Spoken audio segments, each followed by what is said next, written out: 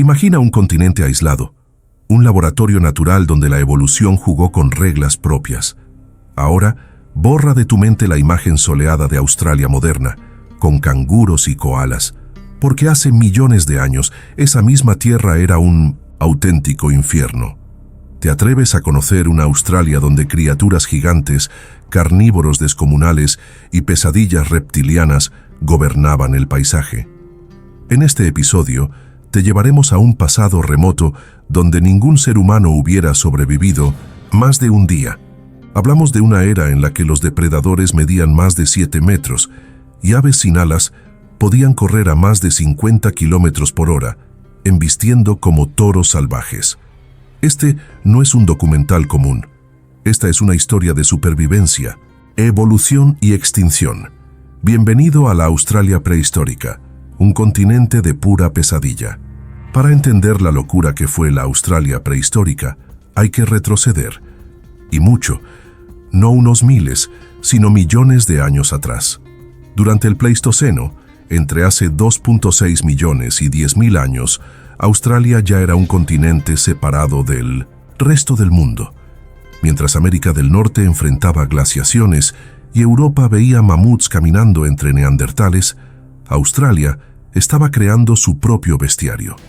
Y vaya que era extraño. Aislada por océanos durante más de 40 millones de años, Australia fue una cápsula evolutiva. Mientras en otras partes del mundo dominaban mamíferos placentarios, aquí evolucionaron los marsupiales, criaturas que llevan a sus crías en bolsas y que se convirtieron en los reyes de la cadena alimenticia local. Pero este no era el ecosistema cálido y seco que muchos asocian hoy con Australia. El continente tenía bosques densos, sabana abierta, ríos serpenteantes y zonas de megahumedales, especialmente en el norte. La humedad permitía la proliferación de especies enormes, y cuando el clima se volvía más seco en el centro, las criaturas se adaptaban volviéndose más grandes, resistentes y letales. Pero la clave para entender este escenario apocalíptico es el tiempo. Durante millones de años, sin competencia externa, las criaturas australianas evolucionaron hacia formas gigantescas, en un fenómeno conocido como gigantismo insular. El resultado, una fauna como sacada de una película de terror.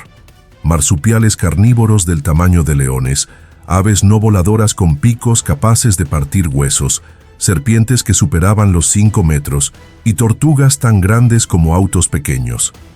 La flora también era distinta.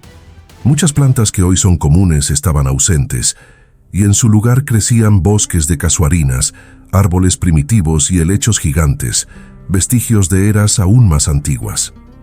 Era un paisaje que olía a humedad, donde el crujido de una rama podía ser la señal de que algo inmenso y hambriento se aproximaba. Además, el clima no era estable. Oscilaba entre épocas húmedas y prolongadas sequías, provocando migraciones masivas de fauna y cambios drásticos en el paisaje. Estos ciclos forzaron a los animales a adaptarse a un mundo impredecible. Ser veloz o fuerte no era suficiente. Había que ser resistente, astuto y brutalmente eficiente para sobrevivir. Otro detalle aterrador.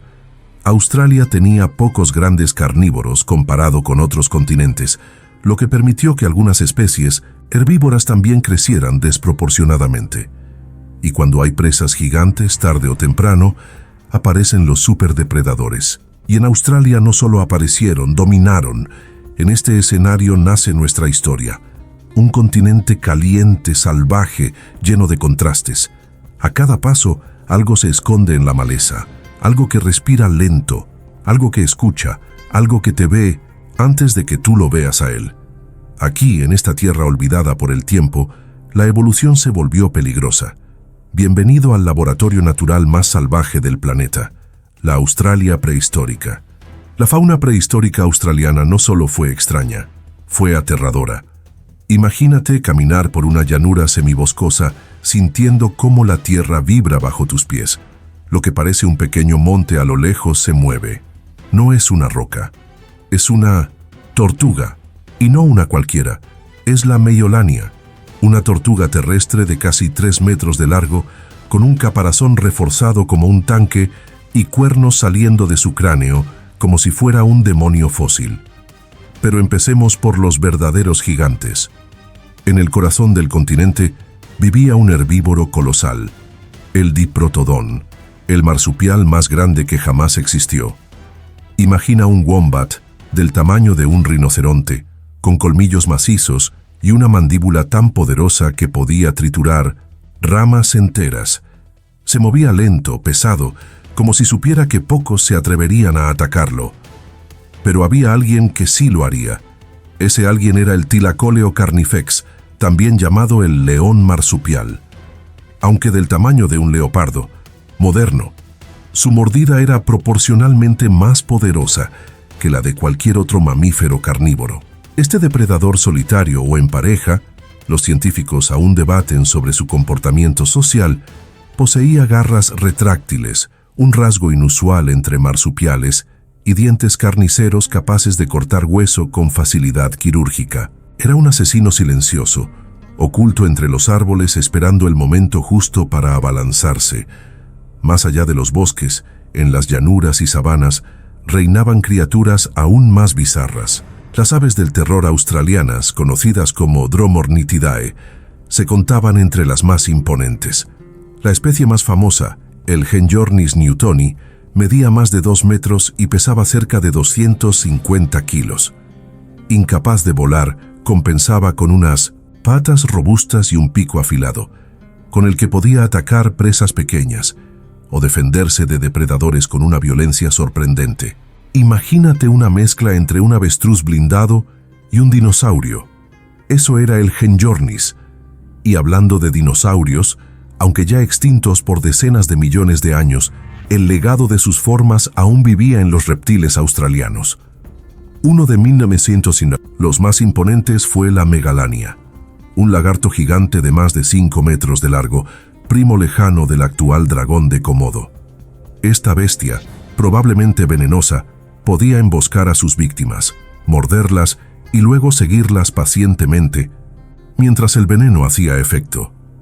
La muerte llegaba no con rapidez, sino con agonía. En los cielos, aunque menos espectaculares, los murciélagos gigantes y aves rapaces controlaban desde arriba. Pero en los ríos y lagos acechaba otra pesadilla. El quincana, un cocodrilo terrestre de más de 6 metros, que no se limitaba al agua como sus primos modernos. Este monstruo caminaba con las patas debajo del cuerpo, no de lado como los cocodrilos actuales, lo que le daba velocidad en tierra firme.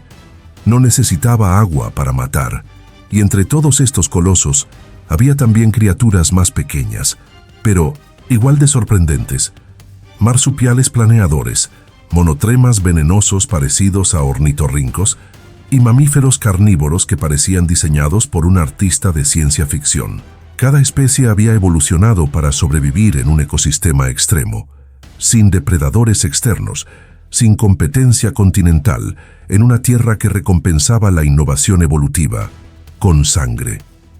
Estas criaturas convivían en un delicado equilibrio, cazando, migrando, reproduciéndose en ciclos dictados por los cambios climáticos.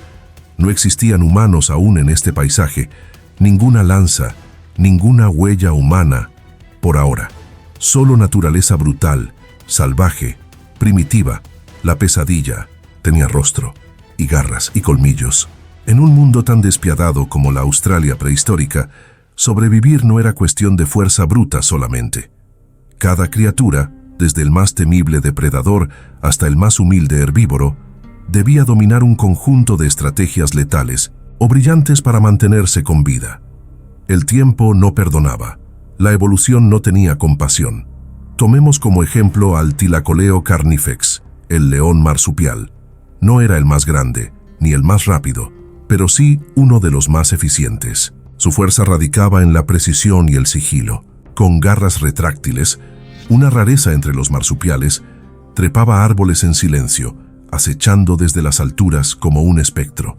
Su mandíbula, aunque más corta que la de otros depredadores, podía aplicar una presión devastadora gracias a sus dientes especializados, que cortaban carne y hueso con un solo chasquido. Un ataque sorpresa bastaba.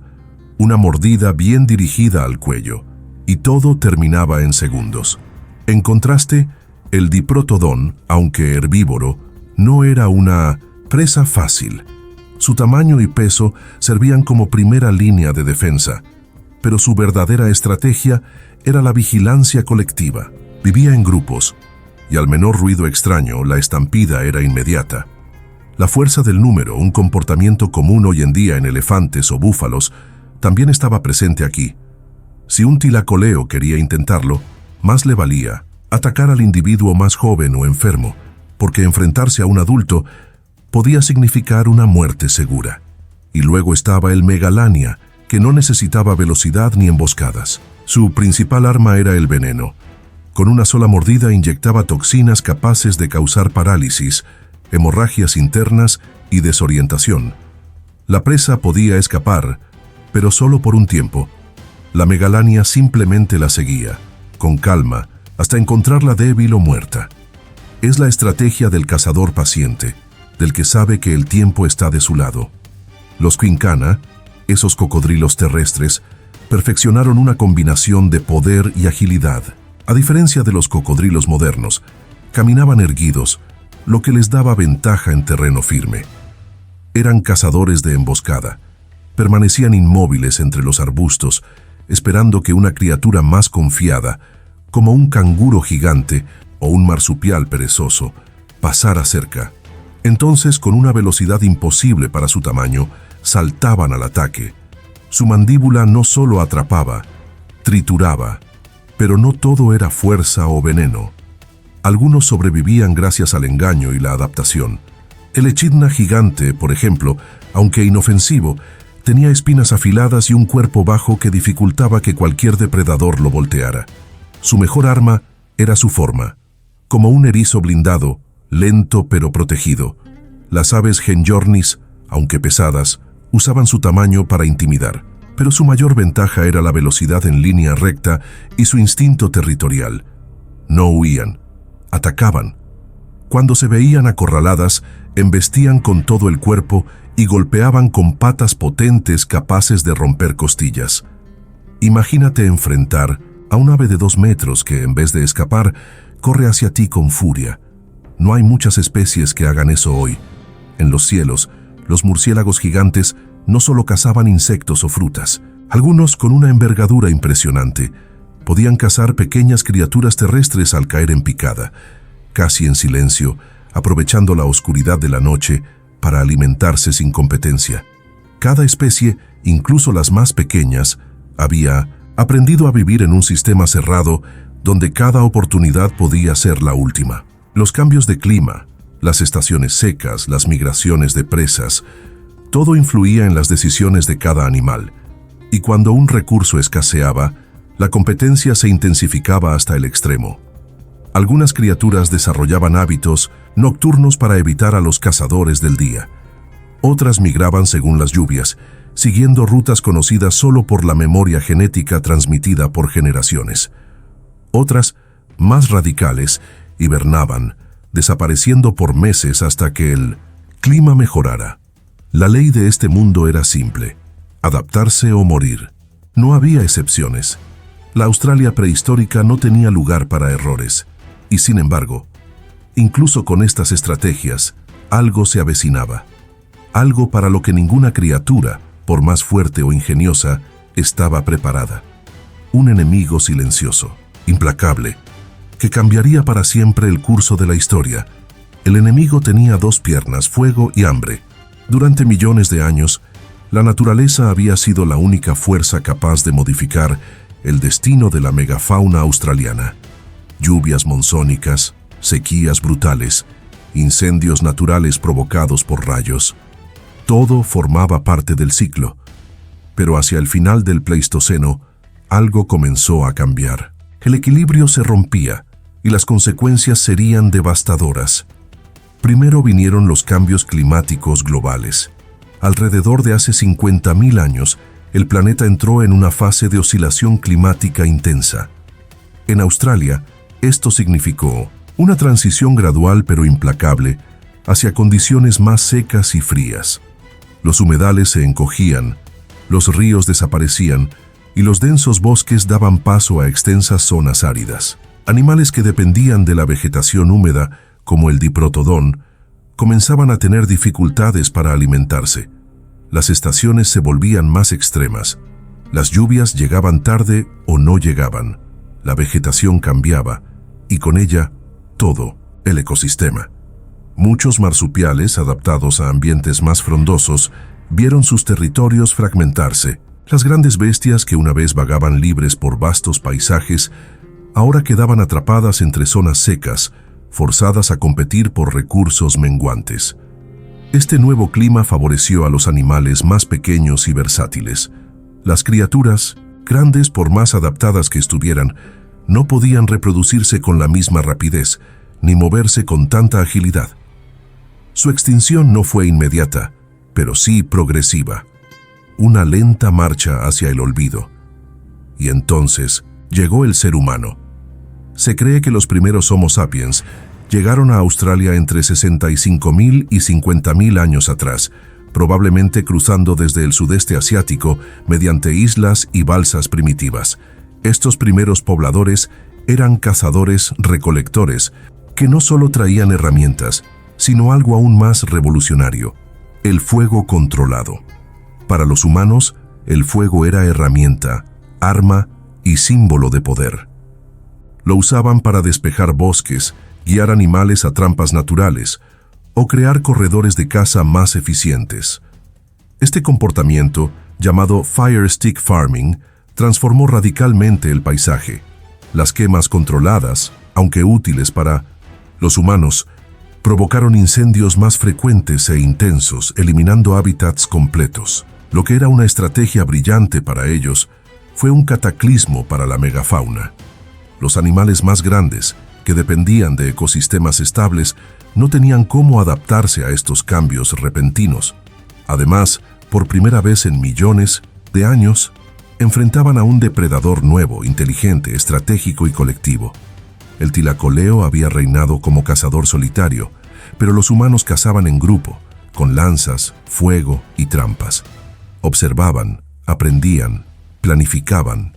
No necesitaban fuerza bruta, necesitaban paciencia y cooperación. Los restos fósiles muestran un patrón inquietante. Poco después de la llegada de los humanos, las especies más grandes comienzan a desaparecer.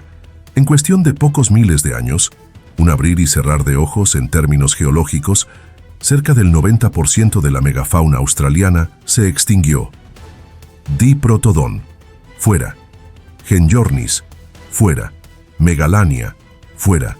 Quincana, fuera. ¿Fue el clima? ¿Fueron los humanos? La ciencia aún debate si fue una combinación de ambos factores.